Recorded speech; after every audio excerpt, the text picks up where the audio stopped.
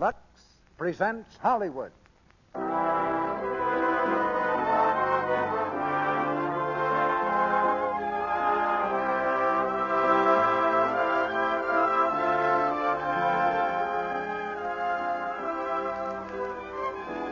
The Lux Radio Theatre brings you Bette Davis, Herbert Marshall, and James Stevenson in The Letter. Ladies and gentlemen, your producer, Mr. Cecil B. DeMille.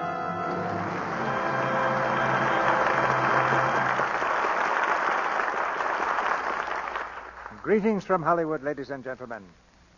I don't know which is more exciting to a producer, a play by Somerset Maugham or a performance by Bette Davis.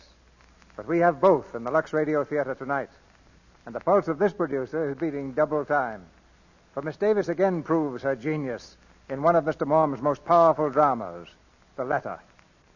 And you'll hear more than one star performance. For with Miss Davis, we have Herbert Marshall and James Stevenson, who share honors with her in Warner Brothers' film production of this play.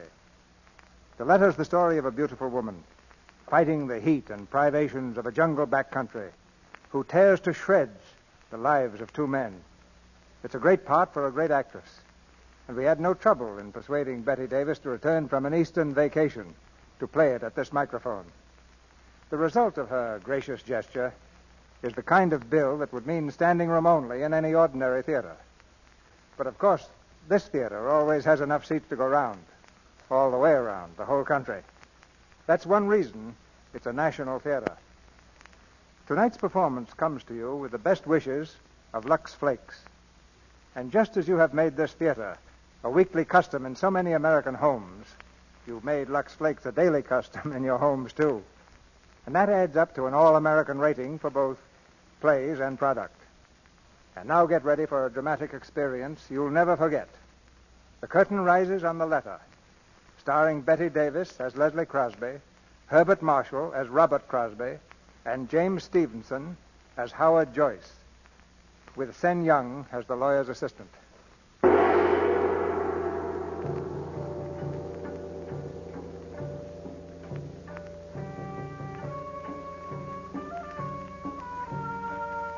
Just north of Singapore, on the Malay Peninsula, lie the great rubber plantations, kingdoms of commerce worked by native labor, ruled by a handful of white men. In the main bungalow on one of these plantations, a light burns dimly through shaded windows. The night is hot and humid. The soft breeze heavy with the scent of flowers. A clouded moon hangs low in the sky, filtering slowly through the trees, making patterns of shimmering silver on the ground. There is deep silence. Suddenly, the door of the bungalow is flung open.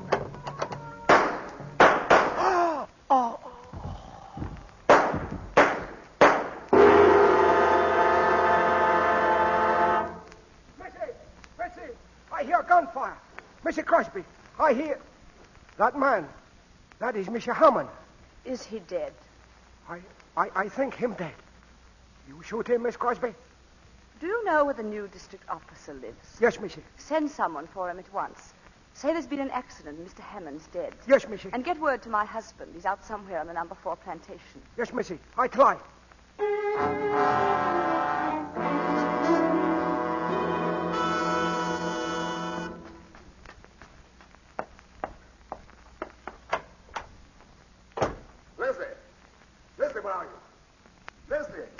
I'm here. Mr. Crosby? Huh? I'm John Withers, the new district officer. Where's Mrs. Crosby? She locked herself in the room. She wouldn't see me until you came. Excuse me. Leslie, let me in. Leslie, darling, it's Robert. Leslie, what's happened? Didn't they tell you? They said Hammond was killed. Is he still out there? I had your head boy remove the body to a shed. Leslie, what happened? Tell me. He tried to make love to me, and I shot him. Leslie. Oh, Robert, I'm so glad you've come. Well, darling. Hold me tight. I'm so frightened. There's nothing to be frightened about. It'll be all right. There, now, that's better. I'll try not to do that again. Mr. Withers, I hope you'll understand. I didn't want to see anyone until my husband came. Of course I understand, Mrs. Crosby. Howard, come in. I got your message in Singapore. Howard, how nice of you to come. Well, naturally, I'd want to be here if I can help. Oh, you will help then. Of course I will, in every way I can. You're a dear. Mr. Withers, this is Mr. Howard Joyce, my attorney. How do you do? How do you do? How's Dorothy, Howard? Oh, she's very well and anxious to see you. Has her sister arrived from England? Adele? Yes. Charming girl. She came last week. Oh, Here. Here, you better be resting. I do feel dreadfully faint. Come and lie down, Donnie. I'll get you a drink. I'm sorry to be so tiresome. Nonsense. You're being very brave. She's bearing up wonderfully, Mr. Joyce. Yes. Yes, she is. How long have you been here? About an hour. One of the Crosby houseboys came to fetch me. Was Hammond dead? Oh, yes, he was just riddled with bullets. What? Here's the revolver. All 6 chambers are empty. Here, you two. You better have a drink yourselves. Thanks, but I'm afraid I shouldn't. I'm on sort of a duty, you know. I'll have one, Bob. Well, you feeling any better, Leslie? Oh, much better, thanks. Mrs. Crosby, I know it seems brutal, but I'm afraid it's my duty to, ask you some questions. I think that can wait, Mr. Withers, until my Oh, wife... it's all right, Robert, really. I feel perfectly well now. Then suppose you tell us exactly what happened, Leslie. I'll try. And take your time, Mrs. Crosby. Remember, we're all friends here. You've been so patient. Well, as you know, Robert was spending the night at number 4 Plantation. Oh, I never mind being alone. A planter's wife gets used to that. My dear. I had dinner rather late, and I started working on my lace. I don't know how long I'd been working when suddenly I heard footsteps outside, and someone came up on the veranda and said, "Good evening, can I come in?" Well, I was startled because I hadn't heard a car drive up. "Who is it?" I asked. "Jeff Hammond." Oh, of course, I said, "Come in and have a drink." Were you surprised to see him? Well, I was rather. He hadn't been in the house for ages, had he, Robert? 3 months at least. I told him Robert was over at the number 4 Plantation getting out a shipment or something. Wasn't that it, darling? What did he say to that? He said, "Oh, I'm sorry. I felt rather lonely tonight, so I thought I'd just come over and see how you were getting on." Well, I put on my spectacles again and went on with my work. We chatted about one thing and another. He asked me if Robert had heard that a tiger had been seen on the road 2 or 3 days ago. He said he thought he'd try to get it over the weekend. Oh, yes, I know about that. Don't you remember I spoke to you about it yesterday? Did you? Oh, yes, I believe you did. Well, we went on chatting until... Well, suddenly he said something rather silly. What? It's hardly worth repeating. He paid me a little compliment. I think perhaps you'd better tell us exactly what he said. He said, "You've got very pretty eyes. It's too bad to hide them under those ugly spectacles." Has he ever said anything of the sort to you before? Oh, no, never, and I thought it impertinent. I don't wonder. And did you answer him? Yes, I said, "I don't care a row of beans what you think about me." But he only laughed and said, "I'm going to tell you all the same. I think you're the prettiest thing I've ever seen." Leslie. Let her finish, Bob. "In that case," I said, "I can only think you half-witted." He laughed again and moved his chair up closer. But, Mrs. Crosby, I wonder you didn't throw him out there and then. Well, I didn't want to make a fuss. I think a woman makes a perfect fool of herself if she makes a scene every time a man pays her a compliment. When did you first suspect that Hammond was serious? The next thing he said, he looked at me straight in the face and he said, "Don't you know that I'm awfully in love with you?" Swine. Were you surprised? Of course I was surprised. Well, we've known him for 7 years, Robert, and he's never paid me the smallest attention. I didn't suppose he even knew what color my eyes were. We hadn't seen very much of him the last few years. Yes. Go on, Leslie. Well, he helped himself to another whiskey and soda. I began to wonder if he'd been drinking before. "I wouldn't drink any more if I were you," I said. He emptied his glass and asked me in a funny, abrupt way, "Do you think I'm talking to you like this because I'm drunk?" I said, "That's the most obvious explanation, isn't it?" Oh, it's awful having to tell you all this. I'm so ashamed. I wish there were some way we could spare you, Mrs. Crosby. Leslie, it's for your own good that we know the facts. All you can remember of them. Very well. I'll tell you the rest. I got up from my chair. I was standing in front of the table, about here. He rose and stood in front of me. I held out my hand. "Good night," I said. But he just stood and looked at me, and his eyes were all funny. "I'm not going," he said. Well, then I began to lose my temper. "You poor fool, don't you know I've never loved anyone but Robert? And even if I didn't love Robert, you're the last man I should care for." He answered, "Robert's away." Well, that was the last straw. I wasn't frightened, just angry. "If you don't go away this minute," I told him, "I'll call the boys and have you thrown out."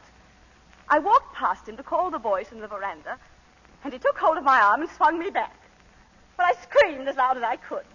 He flung his arms about me and began to kiss me. I struggled to tear myself away from him. Oh, he seemed like a madman. He kept talking and talking and saying he loved me and he loved me. And... oh, it's horrible. I can't go on. I'm sorry, Leslie, but we'll have to know the rest. Well, he lifted me in his arms. I struggled to get free, but he was too strong for me. He started to carry me, and then, well, he stumbled on those steps. I got away from him. Suddenly, I remembered Robert's revolver in the drawer of that chest. He got up and ran after me, but I reached it before he caught me. Oh, it was all instinctive. I didn't know what I was doing. I didn't even know I'd fired. I heard a report and saw him lurch toward the door. I followed him out to the veranda. He staggered across the porch, grabbed the railing, and slipped through his hand as he fell down the steps. I don't remember anything more, just the reports, one after another, until there was a funny little click and the revolver was empty. And suddenly I looked down and saw him lying there, lying in the moonlight. It was only then that I knew what I'd done. My poor darling. Mrs. Crosby, may I say that I think you behaved magnificently? I'm terribly sorry that we had to put you to the ordeal of telling us all this. You were all very kind. It's quite obvious the man only got what he deserved. Withers, if you'll come with me, I'd like to see the body. Oh, yes, I'll take you to the shed. We'll only be a few minutes.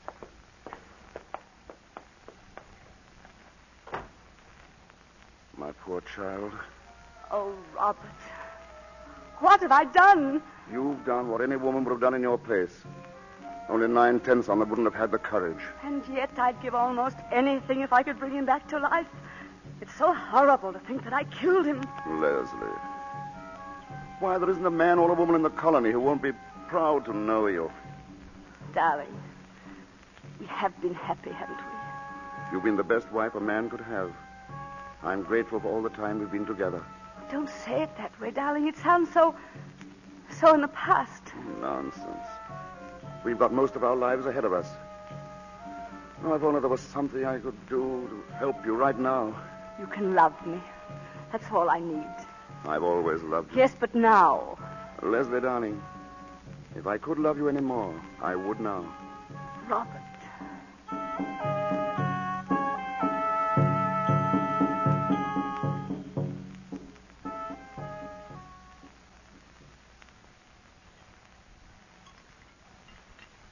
You have to be very indulgent towards my cooking, gentlemen. I can't vouch for it. But I can and will. Funny. The head boy running off tonight. Yes, it is odd. Well, he couldn't have done better than this, my dear. It's delicious. It certainly is. Thank you, gentlemen. I think we should start for Singapore as soon as we've finished. Right away. Why, it's still dark, Howard. It'll be 8 o'clock by the time we get there. We'll ring the Attorney General and find out when we can see him. I think that's the first thing to do, don't you, Withers? Yes, I think that's the best thing to do. Would I have to be arrested? Well, you see, Mrs. Crosby, as a matter of fact, I think you're by way of being under arrest now. it's purely a matter of form, Mrs. Crosby. Shall I be imprisoned? That's up to the Attorney General. It's possible that after you've told him your story, he'll be able to accept bail. He's a very good fellow. I'm sure he'll do everything he can. How do you mean, be able to accept bail? Well, my dear, it depends on what the charge is. What? What do you mean by that? I think it not unlikely that he'll say that only one charge is possible. And in that case, well, I'm afraid an application for bail would be useless. What charge? Murder. Leslie? Oh, I'm quite all right. More coffee, darling. No. As a matter of fact, if we're going to leave, I better put a few things together. It won't be long. Let me do it, Robert. Don't bother, dear. Oh, Leslie, Yes? there's just one question I'd like to ask you. Yes, what is it, Howard? When I was looking at Hammond's body, Oh. Yes? it seemed to me that some of the shots must have been fired after he was lying on the ground. I'm afraid it sounds very cold-blooded, but I was so terrified. I didn't know what I was doing. Everything was confused and blurred. Well, there, Leslie, I shouldn't have brought it up tonight. Put it out of your mind.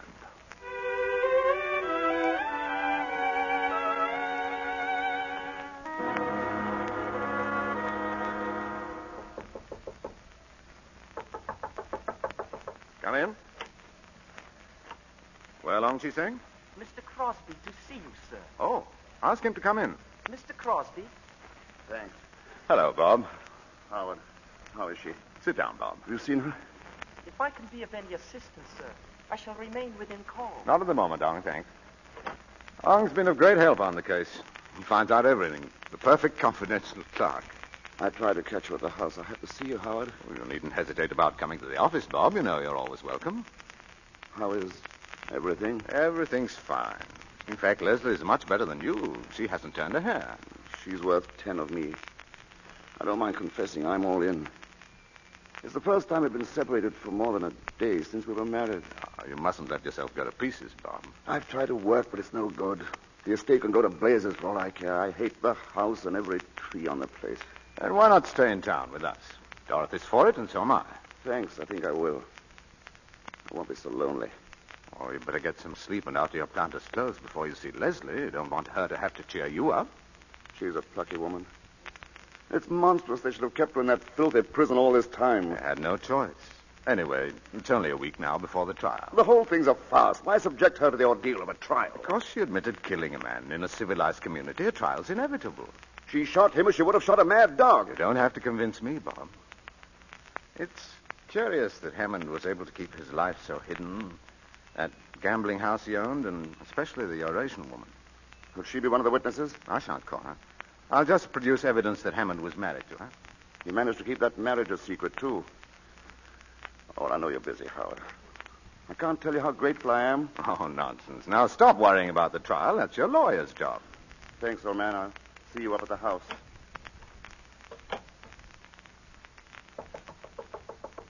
Yes? Mr. Joyce, Well, Ong?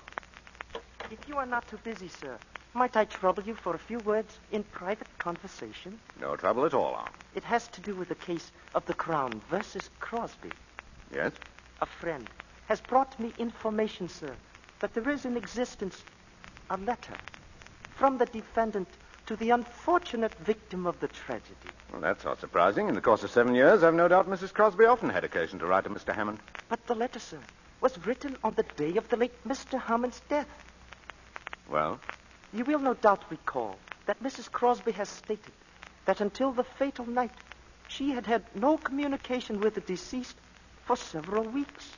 In my opinion, this letter indicates that her statement is not, in every respect, accurate. Have you seen the letter? I have with me a copy, sir. The original is in possession of a woman who happens to be the widow of Mr. Hammond, deceased. May I read it? Oh, certainly, sir. Of course, as I said, this is but a copy in my handwriting. You can understand it, sir? Perfectly. Ong, it's inconceivable that Mrs. Crosby should have written such a letter. May I suggest, sir, that it would be well to make sure, since my friend is of the opinion that the letter might be of some interest to the prosecutor. I'm obliged to, Ong. I'll give the matter my consideration. Very good, sir. Do you wish me to communicate that to my friend? Might be well if you kept in touch with him. Yes, sir. It might be very well.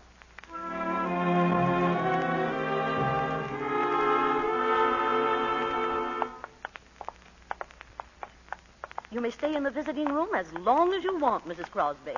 The warden's orders. That's very nice of him. Thank you. Howard, how good of you to come. I wasn't expecting you today. Good morning, Leslie. You're looking very well. Thank you, Howard. Well, the trial's only 5 days off now. I know. Each morning when I awake, I say to myself, one less. Just like I used to at school with the holidays coming. Leslie. Oh, don't feel sorry for me, Howard.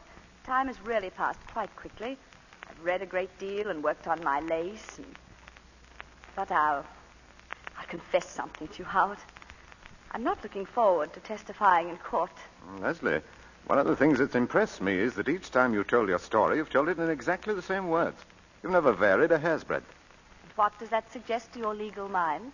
Well, it suggests either that you have an extraordinary memory or that you're telling the plain, unvarnished truth. I'm afraid I have a very poor memory. I suppose I'm right in thinking that you had no communication with Hammond for several weeks before the catastrophe? Oh, quite. I'm positive of that. Let's see, the last time we met was at a tennis party at the McFarrans. I don't think I said more than 2 words to him. And you hadn't written to him? Oh, no. Well, at one time you've been on fairly intimate terms with him. How did it happen that you stopped asking him to anything? Well, we hadn't anything much in common, and he was very popular, you know. Had a good many calls on his time, and, well, there didn't seem to be any need to shower him with invitations. Are you quite certain that was all? Well, I may as well tell you. We heard about his wife, and once, just by chance, I actually saw her. Oh, you never mentioned that. What was she like? Horrible. Covered with gold chains and bangles and bracelets. And a face like a mask. And it was after you knew about her that you stopped having anything to do with Hammond? Yes. Leslie, I think I should tell you that there is in existence a letter in your handwriting from you to Jeff Hammond. Oh, well, I've often sent him little notes to ask him something or other. This letter asks him to come and see you because Robert was going to be away. Oh, but that's impossible. I never did anything of the kind. You better read it for yourself. It is not my handwriting. I know. It's said to be an exact copy of one written on the day of Hammond's death. Well, Leslie? What does it mean? That's for you to say, Leslie. I didn't write it. I swear I didn't write it. If the original is in your handwriting, it'd be no use denying it. It could be a forgery. It'd be difficult to prove that. It would be easy to prove it was genuine. Well, it's not dated. It might have been written years ago. Oh, if you give me a little time, I'll try to remember. Leslie, the prosecution could cross-examine your houseboys. They would soon find out whether someone took a letter to Hammond on the day of his death. I swear to you that I did not write this letter. Very well. And there's nothing more to talk about. I'll be going. Howard, wait a minute. I did write it, but I was afraid to mention it. I thought none of you would believe my story if I admitted that he'd come there at my invitation. Go on. You see, I was preparing a surprise for Robert's birthday. I knew he wanted a new gun, and I'm so dreadfully stupid about sporting things. I thought I'd talk to Jeff about it and get him to order it for me. Perhaps you've forgotten what's in the letter. Will you have another look at it? No, I don't want to. Then let me read it to you. Robert will be away. I absolutely must see you. I'm desperate, and if you don't come, I won't answer for the consequences. Don't drive up to the door. Leslie, I shall have to talk to you very plainly. I told Bob today that I was certain of your acquittal, and I didn't say that just to cheer him up. I don't believe the jury would have retired at all. But this letter alters the case completely. I won't tell you what I personally thought when I read the letter. The duty of counsel is to defend his client, not to convict her, even in his own mind. I don't want you to tell me anything but what is needed to save your neck. Oh. They can prove that Hammond came to your house at your urgent invitation. I don't know what else they can prove, but if the jury comes to the conclusion that you didn't kill Hammond in self-defense... Oh, no, they'll... Leslie! Matron, quickly! Yes, sir? Call nurse. Mrs. Crosby's ill.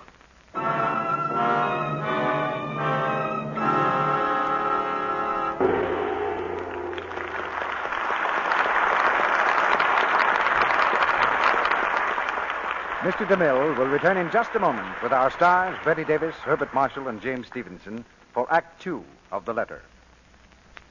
Well, Sally here looks as if she wanted to say something first.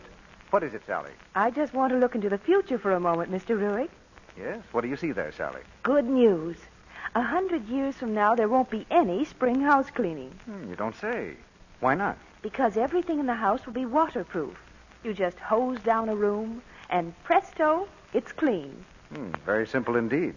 But it won't help women who are doing their spring house cleaning right now. Oh, but I know something that'll make things awfully easy for them. So do I. New Quick Lux Flakes. Right.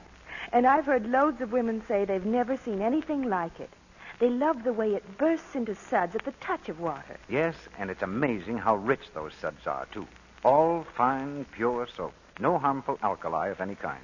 And New Quick Lux goes so far. Yes, and it gives more suds, ounce for ounce, than any of 10 other soaps tested. And that's true even in hard water. It's thrifty. It's so safe, too. There's nothing to hurt any color or fabric. That's safe in water alone. It's wonderful how nice curtains and blankets and bedspreads look after a dip in New Quick Lux. And that goes for dozens of other things, too. Everything safe in water alone. Ladies, now that you're busy with your spring house cleaning, get the fast, easy help New Quick Lux gives. Ask your grocer for a thrifty big box of New Quick Lux Flakes tomorrow. It comes in the same familiar package at no extra cost. And here's more news. Right now, thousands of grocers are featuring New Quick Lux Flakes in their spring house cleaning sales. It's a grand time to stock up. Use New Quick Lux for all your soap and water tasks. To help keep your things new-looking longer, to save your hands. We pause now for station identification. This is the Columbia Broadcasting System.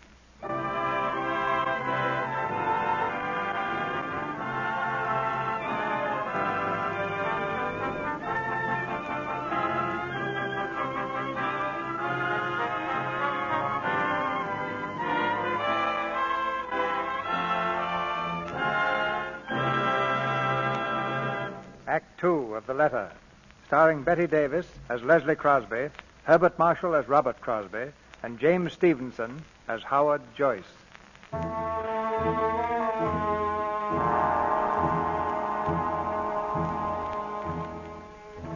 In that split fraction of a moment, before her mind slipped into the blackness, Leslie Crosby realized that the letter she had written to Jeff Hammond was damning evidence, enough to hang her.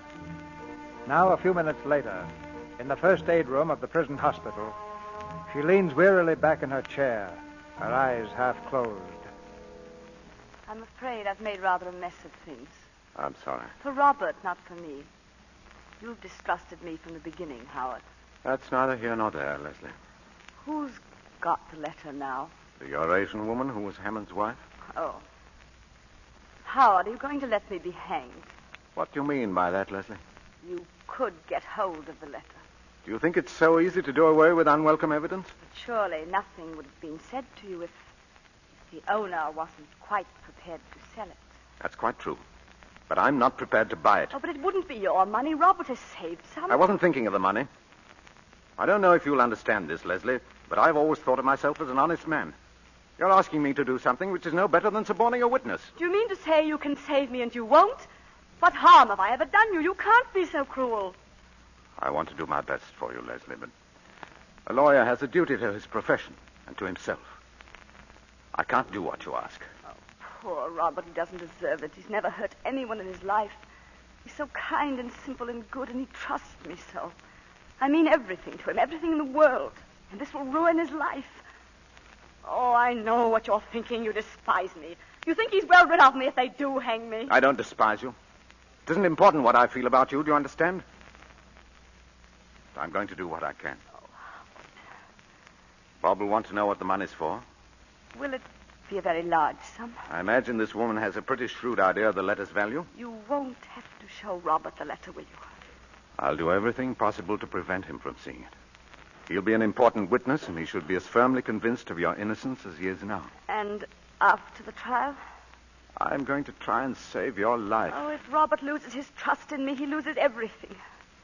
It's strange that a man can live with a woman for 10 years and not know the first thing about her.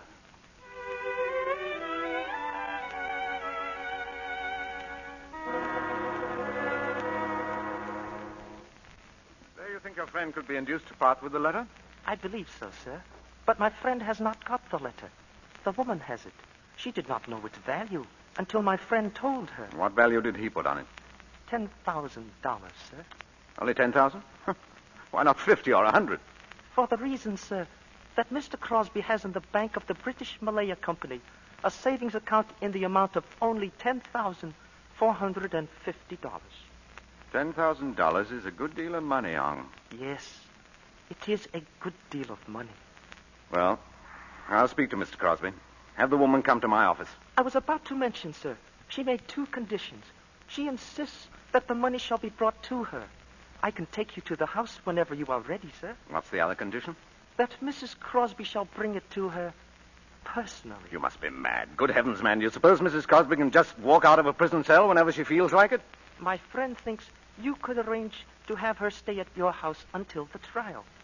I believe the judge will permit it if you are responsible for her, sir. Ong Chi Seng. Yes, sir. What are you getting out of this? $2,000, sir. And the satisfaction of being of service to you and our client.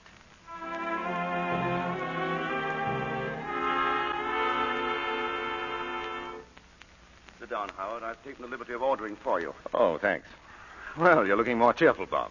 I feel better since this morning. I guess you finally convinced me we've nothing to worry about. Well, as a matter of fact, Bob, something's come up. It's nothing very much, but I thought I'd better have a talk with you about it. Yeah? It seems that Leslie wrote a letter to Hammond asking him to come to the bungalow on the night he was killed. Why, that's impossible. You heard her say she'd had no communication with him for weeks before it happened. Nevertheless, she did write the letter. She wanted his advice on something she was buying you for your birthday. Your birthday was about then, wasn't it? Yes, end of April. In the excitement, she forgot the letter at the time, and then later was afraid to say she'd made a mistake. But that's not like Leslie. She isn't afraid of anything. Well, this was a pretty serious mistake, and she realized it. Who has the letter? Hammond's widow, and she threatens to turn it over to the prosecution. Well, what if she does? Leslie can explain it in court just as she explained it to you. Yes, but don't you see, it might alter things a good deal in the minds of the jury if Hammond came to your house by invitation. Well, what's to be done about it? I think we must get hold of that letter. I want you to authorize me to buy it. I'll do whatever you think is right. Buy the letter. I'll pay you back whatever it costs. Good. Now I'll put the matter out of your mind. Oh, by the way, Leslie will be at the house tonight. I arranged to have her released pending trial.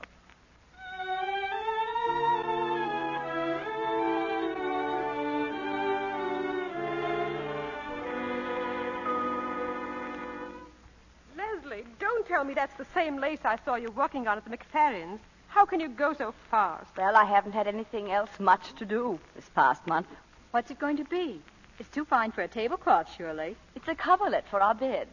Dorothy, Leslie and I have some work to do this evening. Look here, Bob, why don't you take the girls to a picture?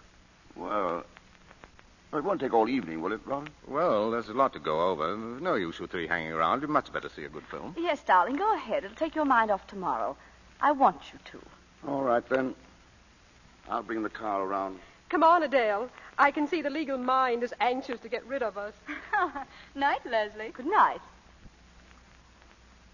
Where do we have to go? Chinese Quarter. Some sort of a shop, I believe. Well, I've always wanted to see the Chinese Quarter. I hear it's a bit creepy. Of course, I'd have chosen other circumstances for a visit. Be flippant about your own crimes if you want to, but don't be flippant about mine. Oh, I'm sorry, Howard. I didn't mean to be flippant. Really, I didn't. Maybe it's my own sense of guilt, but I have an unpleasant feeling that I'll have to pay the piper for what I'm doing tonight. I'm jeopardizing my whole career, and I have to rely on your discretion. Whatever else I am, I'm not ungrateful. Oh, forget what I said. When did you first start doing that lace work, Leslie? Oh, a few years ago. How did you happen to take it up? Well, I wanted something to do, and it appealed to me. But it must take enormous concentration and patience. I find it soothing. You mean it takes your mind off other things? Is that a legal question? You're not an ordinary client, Leslie. You've been watching me, Howard. I felt it all evening. Trying to read my thoughts. I'm trying to understand you. Why? Because I'm so evil. That's it, isn't it?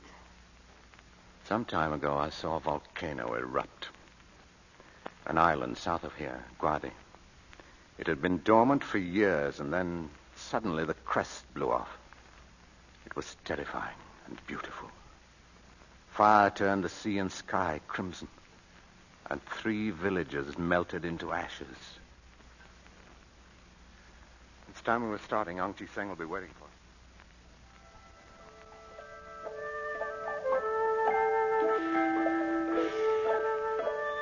Come in. Please come in. This is the shop of my friend. If you will wait here, I will return in just a moment. Let's not be too long about it, Ong. I will speak to the lady at once, sir. Well, they seem to have a little of everything to sell here. Most of these shops do. That looks like good jade. And this dagger. See the workmanship and the ivory handle. Imagine all that on a knife. He who kills with an unworthy tool commits 2 crimes, one against himself. Will you follow me, please? The lady will see you now.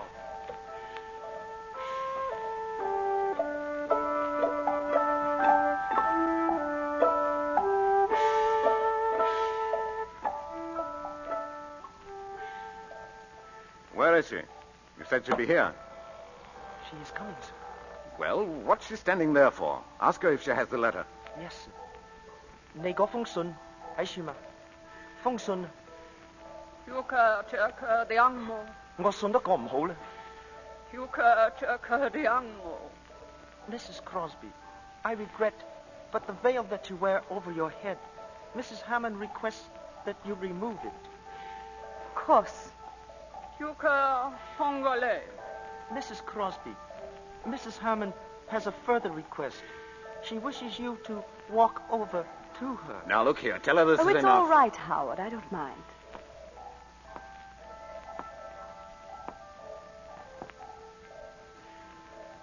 Leonie Fongsun. Begrijp What does she say? Mrs. Hammond, you may have the letter if you will pick it up at her feet. Thank you.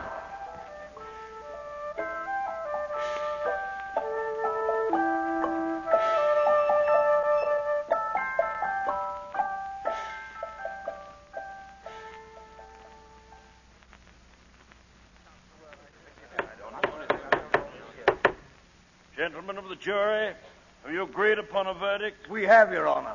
The prisoner will please rise and look upon the jury. You find the prisoner at the bar, Leslie Crosby, guilty or not guilty? We find the defendant not guilty.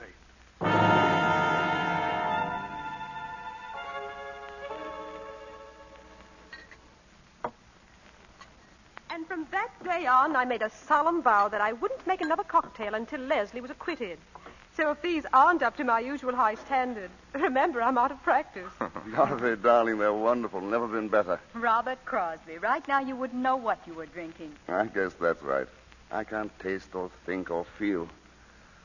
All I can do is keep saying to myself over and over, Leslie's safe. Darling. Well, anyone planning to bathe, shower, or sponge before dinner should be getting at it. A shower for me. I've laid out some things for you, Leslie. Thank you. Darling, I'm going to tidy myself up a bit. No, don't go, Leslie. Why shan't be a minute? There's something I particularly want to talk to you about. And, Howard, I want to see you, too. I want your legal opinion. Oh, you do? What's up? Well, I want to get Leslie away from here as quickly as possible. I think a bit of a holiday do you both good. No, I mean for good. But how could we? Can't very well throw up your job. But I've got something in view that's much better. It's in Sumatra. We'd be away from everybody, and the only people around us would be Dutch. We'd start a new life. The only thing is that you'll be awfully lonely, darling, at the start. Oh, I wouldn't mind that. I'd like to go, Robert. I don't want to stay here. That settles it, then. I'll go straight ahead and we can fix things up at once. Is the money as good as here? I hope it'll be better. At all events, I'll be working for myself and not for a company in London. What do you mean? Why should I go on sweating my life out for other people? This plantation belongs to a Malacca Chinese planter who's in financial difficulties, and he's willing to let it go for $30,000. If we can get the money the day after tomorrow. How on earth are you going to raise $30,000? Well, I've saved about 10, and the bank is willing to let me have the balance on mortgage. Robert, darling, I shouldn't like you to take such a risk on my account. I'll be perfectly all right here. Really, I shall. Nonsense, darling. You just said you wanted to go. No, but I'm not sure it wouldn't be a mistake to run away. Everyone's been so kind, and they'll all help to make it easy for us. I think the thing to do is to stick it out here. Well, anyhow, it's not a thing you want to rush into. Let's wait and see. Why should I wait? It's a good thing, and I don't want to lose it. Look, I've got all the papers in my briefcase. I'll go and get them, and you can see for yourself. And I have a couple of photographs of the bungalow to show Leslie. I don't want to see them. Please, Robert. Oh, come, darling. That's just nerves. That shows how necessary it is for you to get away. But, Robert... Leslie, darling, in this case, you must let me have my own way. I won't be a minute. Howard, what are you going to do? What can I do? Oh, don't tell him now. I can't bear any more. You heard what he said? Wants the money at once to buy the estate. He can't. He hasn't got it. Give me a little time. I can pay it back. Leslie, I can't afford to let you have a sum like that. I've mortgaged everything I own. I was glad to advance it, but I can't. Where is the letter? I have it in my pocket. Oh, it will break his heart. What shall I do? I don't know, Leslie. If I tell him, he'll want to see the letter, of course. Here we are. He's coming. What shall I do, Leslie? It's up to you. Well? Tell him. Tell him and have done with it.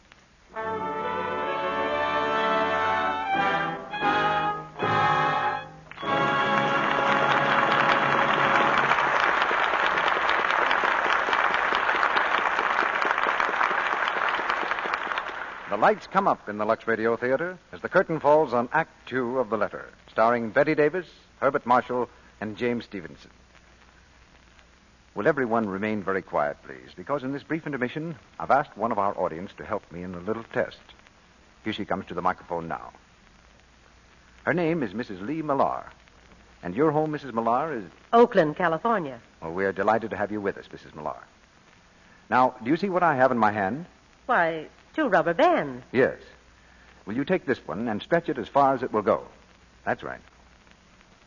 It stretches, then snaps right back, doesn't it? Yes, Mr. Ruick. Well, now do the same with the other. Why, it's broken in 2. Yes, because the second rubber band was all dried out, had lost all its elasticity, so it broke under strain. Now, the reason I asked Mrs. Millar to make this test was because the very same thing can happen to stockings. You see, when stockings are new and live and supple, they have great elasticity. They can stretch as you walk or run or stoop down, then spring back into shape with each motion of your leg. Yes, that's true. But if the threads get all dried out and lifeless, why then... They break when they stretch. Right. Now, one way to weaken elasticity is to use a soap that contains harmful alkali. This dries out the fibers. Another way is to rub with cake soap. This weakens the fibers, makes them less elastic, and more apt to break under strain. And you have a run. Well, I always Lux my stockings, Mr. Ruick. Good, because Lux saves elasticity. New Quick Lux Flakes have no harmful alkali. And with Lux, there's no rubbing. That's why Lux keeps silk elastic and cuts down runs. No wonder it's America's favorite stocking care, and recommended by over 90% of the makers of both silk and nylon stockings in the United States. Why not save your stockings by washing them every night with new Quick Lux Flakes? Now, our producer, Mr. DeMille. The curtain rises on the 3rd act of The Letter.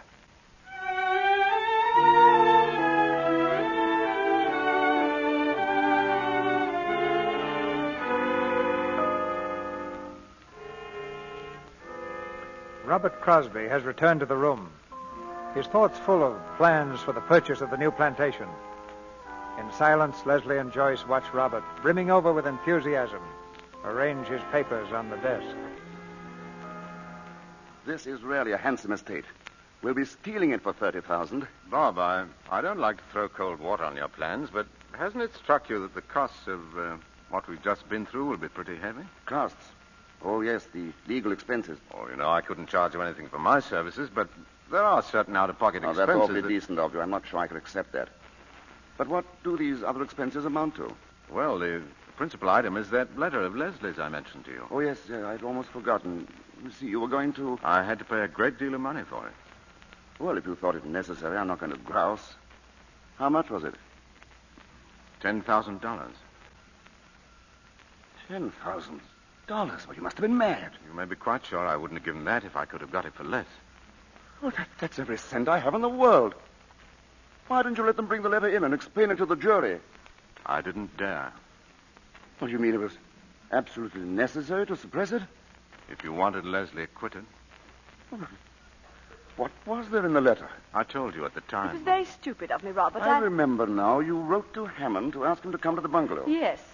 You wanted to get something for me, didn't you? Yes, I wanted to get you a gun. He knew all about that sort of thing, and you know how ignorant I am. Buying that letter was a criminal offense, wasn't it? Well, not the sort of thing a respectable lawyer does in the ordinary way of business. It was a criminal offense. Yes, it was. I might be disbarred for it. Then why did you do it, you of all people? What were you trying to save me from? Leslie, you knew I was buying a gun from Cameron. Why did you want to make me a present of another? But how should I know you're going to buy a gun? Well, because I told you. Well, I'd forgotten. I can't remember everything. You hadn't forgotten that. What do you mean, Robert? Why are you talking to me like this? Who has the letter now? I have. Where is it? Bob, it's not your letter or mine. I've got to pay $10,000 for that letter. I'm going to see it. Let him see it. Thank you. Robert will be away. I absolutely must see you. What does this mean? Means that I was in love with Jeff Hammond. No, you couldn't. We've been in love for years. It's not true. I used to meet him constantly, once or twice a week. Every time we met, I hated myself for it. It was horrible. I loathed myself. I was like a person who was ill. Then came a time about a year ago when he began to change toward me. I didn't know what was the matter. I was frantic. I made scenes. I threw myself at his feet. Leslie! Then I heard about that native woman. Oh, I couldn't believe it. I wouldn't believe it. At last I saw her. I saw her walking in the village with those hideous spangles and that chalky face and eyes like a cobra's eyes. But I couldn't give him up. I sent for him. You've read the letter. Oh, we'd always been so careful about writing before. But this time I didn't care. I hadn't seen him for 10 days. He came and I told him I knew about his marriage. Oh, at first he denied it. I was frantic. I don't know what I said to him. I hated him because he'd made me despise myself. I insulted him. I cursed him. At last he turned on me. He told me he was sick and tired of me, that it was true about the other woman, that she was the only one who really meant anything to him. He said he was glad I knew because now I'd leave him alone. I knew if he went out that door, I'd never see him again. I seized the revolver and fired. He gave a cry and I saw I'd hit him. I ran after him and I fired and fired and fired until there were no more cartridges. That's what happened. And I have no excuse for myself. I don't deserve to live. How could you do this? To me, Leslie. How could you? I'm sorry. I shouldn't have let myself go. I've got to think.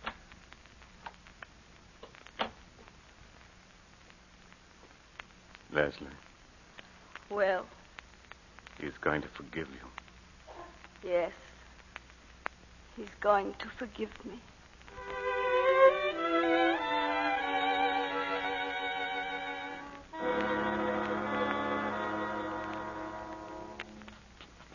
And the fifth couple are the Prescotts. Oh, yes. Robert's told me about them. You'll adore them, Leslie.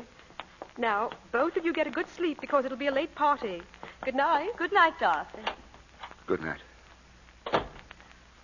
Robert, it's lucky you brought your dinner coat. You'd hardly fit in one of Howard's. Now, let's see what else you'll need. Oh, how about your studs? They're probably still in the bureau at home. Home? Robert, it's no use, is it? We can't make it go, can we? I don't know. I'm not sure. Robert, you're so kind and so generous. You should have had the sort of wife you really deserve. And through no fault of yours, I've failed you. Wrecked your life. I can't ask you to forgive me. If you love a person, you can forgive anything.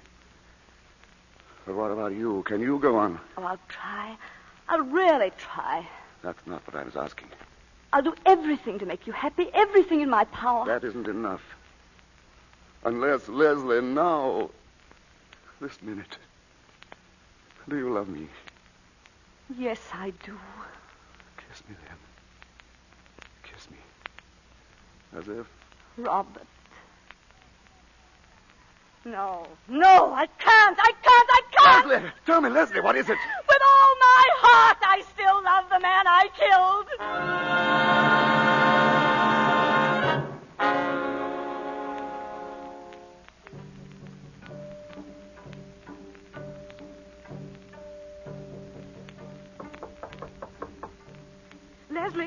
Leslie, let me in.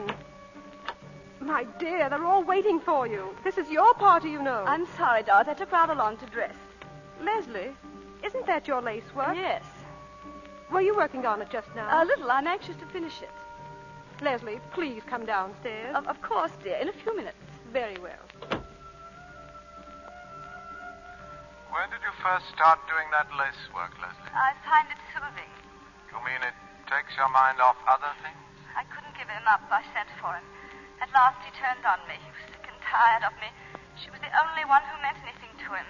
She was the only one. I hardly know what happened. I seized the revolver and fired until there were no more cartridges. I have no excuse for myself. I don't deserve to live. I don't deserve to... Who's out there? Who is it? You, I see you there. Mr. Crosby! Come here. What are you doing out there? I don't want to come. Maggie may come. She tell me I come here. She? Mrs. Hammond? Yo, Missy Hammond. She tell me I come here. Bring dagger. Leave it outside window. Yes. Dagger, Missy. She say, bring dagger to you. She's here, then. Miss Hammond on path by gate.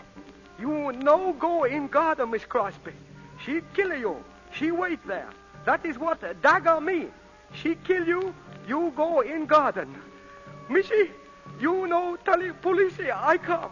You know tell police I come. You know tell police I come. Dagger, see the workmanship on the ivory handle. Imagine all that on a knife.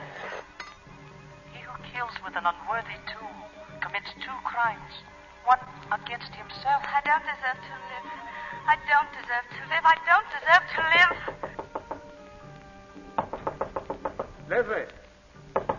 Leslie. Leslie. Yes. You've got to do something about Bob. He's behaving very strangely. What is it? I don't know. First I thought he was drunk, but it's worse than that. I'll be right down. But where will you ship from, Crosby? Oh, it's near a good harbor, only 5-6 miles away. And I can ship my rubber for less money. I want to get ahead fast. In 10-15 years, I can live in London, travel, do anything I please. Robert, will you come outside with me, darling, please? Not now, darling. Maybe later. I'm telling the boys about my new plantation. Sounds like quite a place. Of course, we'll miss Singapore. Our friends are here. We've had some mighty fine times. No English people in that part of Sumatra, only Dutch and natives. Going to be a little lonely at first, maybe. But we'll get used to it. Robert, There'll be just the two of us. But my wife's a good sport. Always can count on her. She's not afraid of anything. And we'll have each other. That's the important thing. Stop it! Stop it! I can't stand anymore. I can't stand it. Give me a drink. I want a drink.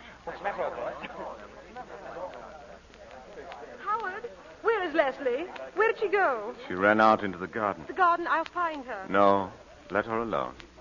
There's nothing you can do for her.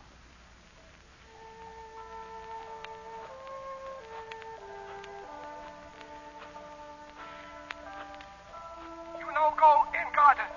She kill you. You no go in garden, Missy. See the workmanship on the ivory handle. She kill you. I couldn't give him up. I sent for him. Robert will be away. I absolutely must see you. I couldn't give him up. What does this mean? It means that I was in love with Jeff Hammond. That's not true. It means I was in love with Jeff Hammond. No. We've been in love for years. We've been in love for years. We've been in love for years. Miss Crosby, go back! Go back! Oh! You kill her. You kill her. Heard I say. Wait back. Don't move. Oh, police. Police. Don't move. I will shoot.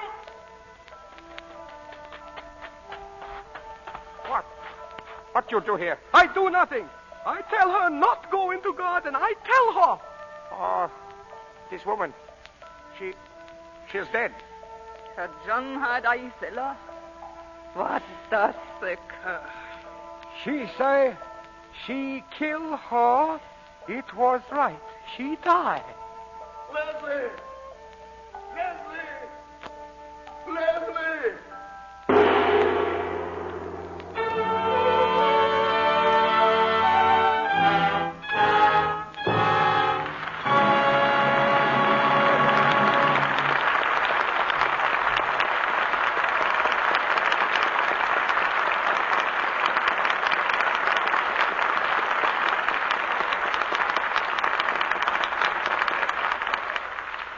We bring to a close tonight's performance of The Letter. In a moment, our stars return for their curtain calls.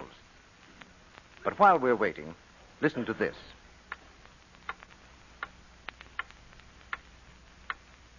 Hear that clock? Morning, noon, and night. 3 times a day, 7 days a week, the dishes have to be washed. You can't get around it. But you can make it pleasanter, the way thousands of women have. That's with new, quick Lux Flakes. It helps do away with one of the things women hate most about dishwashing, the red, rough housework look it gives your hands. Yes, new quick Lux is kind to hands. This was recently proved by hundreds of dramatic one-hand tests made in a laboratory under conditions similar to home dishwashing. 5 different soaps frequently used for dishwashing, including Lux, were tested. 3 times a day, for weeks, hundreds of women dipped one hand in Lux suds, the other in suds from another soap. The results were amazing. The Lux hands looked so much softer and smoother than the other hands. Now you know that lovely hands are such an important part of a woman's charm. You want yours to stay soft and smooth, of course. So why not try new Quick Lux Flakes in your dishpan tomorrow? Will you do that? It's in the same familiar box, and it costs you no more. It's fast, thrifty, and so kind to your hands. Here's Mr. DeMille with our stars. Back for a curtain call come the stars of the letter. Betty Davis, Herbert Marshall, and James Stevenson. Mr. DeMille, I know Herbert Marshall and James Stevenson join me in thanking every member of the fine cast which appeared with us tonight. And so do we. Tell me, how was your vacation, Betty? Oh, I always have a wonderful time in New Hampshire. We've been reading about the big celebration they had at the premiere of your new picture, The Great Lie, at Littleton. Your birthday, too, wasn't it, Betty? Yes, Jimmy. We were trying to raise some money for a local charity, and Warner Brothers very kindly came through with the premiere of The Great Lie to help us raise the money. After that birthday party, Hollywood must seem like a ghost town. Well, it seems restful for the first time. I've enjoyed very much coming back to the Lux Radio Theatre tonight, Mr. DeMille, and I'd like to know what you plan for next week. Next week's play, Betty, is the delightful comedy Wife, Husband, and Friend. And who's in the cast, Mr. DeMille? We're going to have George Brent, Priscilla Lane, and Gail Patrick. You'll hear George Brent as a perfectly normal businessman whose wife, played by Priscilla Lane, is ambitious to become an opera singer. The solution to this domestic problem comes in a surprise twist that made the 20th Century Fox picture a hit on the screen and gives us a gay and exciting prospect for next Monday night. That's a show I certainly don't want to miss, T.B. Good night. Good night. Good night. You've written your names in red letters here tonight.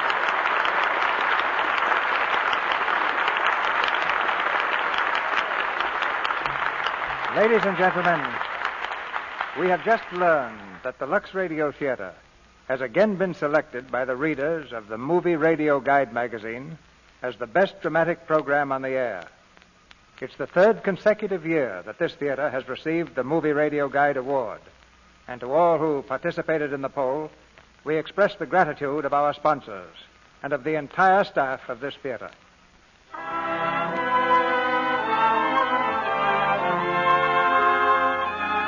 Our sponsors, the makers of Lux Flakes, join me in inviting you to be with us again next Monday night when the Lux Radio Theatre presents George Brent, Priscilla Lane, and Gail Patrick in Wife, Husband, and Friend.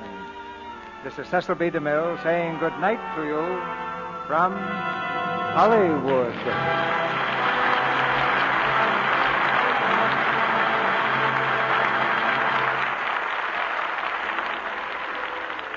Herbert Marshall will soon be seen in the Columbia picture Adventure in Washington. James Stevenson appeared through the courtesy of Warner Brothers Studio and will soon be seen in their production of Shining Victory. Now, an important announcement.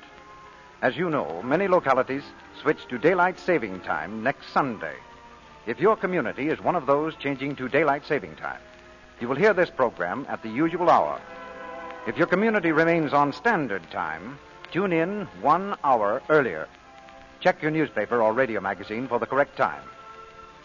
Included in tonight's play were Richard Davis as Withers, Charlie Lung as head boy, Gloria Holden as the woman, and Suzanne Caron, Wally Mayer, Eleanor Stewart, Eric Snowden, and Leela Hyams McIntyre. Our music is directed by Louis Silvers. Our Lux Radio Theatre production of The Letter has come to you with the good wishes of the makers of new Quick Lux Flakes, the tissue-thin soap flakes used by smart housewives everywhere and by the great picture studios here in Hollywood to protect the million-dollar wardrobes that you see on the screen. Your announcer has been Melville Ruick, and this is the Columbia Broadcasting System.